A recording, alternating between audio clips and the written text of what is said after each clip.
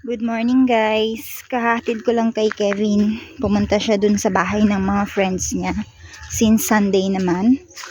So, magluluto ako ng tinola for our lunch.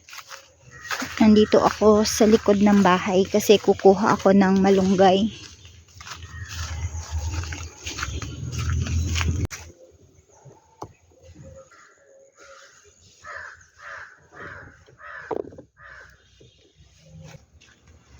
Ito na yung aking malunggay. Hindi na ako kukuha ng papaya kasi meron akong sayote. Yun yung gagamitin ko.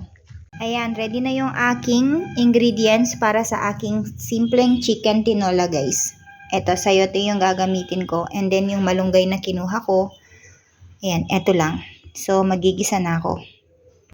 So, ayan, nag-start na ako mag-gisa guys. Nilagay ko na yung ating onions, garlic, at saka yung ating ginger. Hindi ako kumuha dun sa aking lemongrass kasi konti na lang yung dahon niya.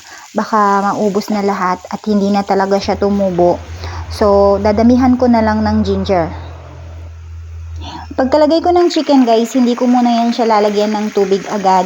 Igigisa ko muna yan siya dito sa onions, garlic at saka dun sa ginger.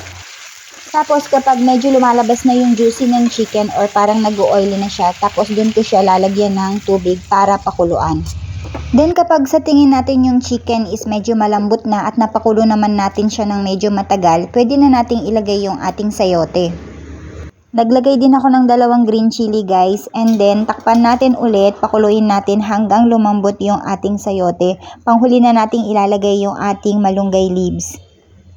Syempre bago natin ilagay yung yung malunggay leaves natin, timplahan muna natin ng konting salt at syempre yung ating chicken cubes. Kalahati lang yung nilagay ko guys kasi kailangan nating magtipid. Yan, pwede na nating ilagay yung ating malunggay leaves. So ready na yung ating simpleng chicken tinola for lunch. Kain tayo!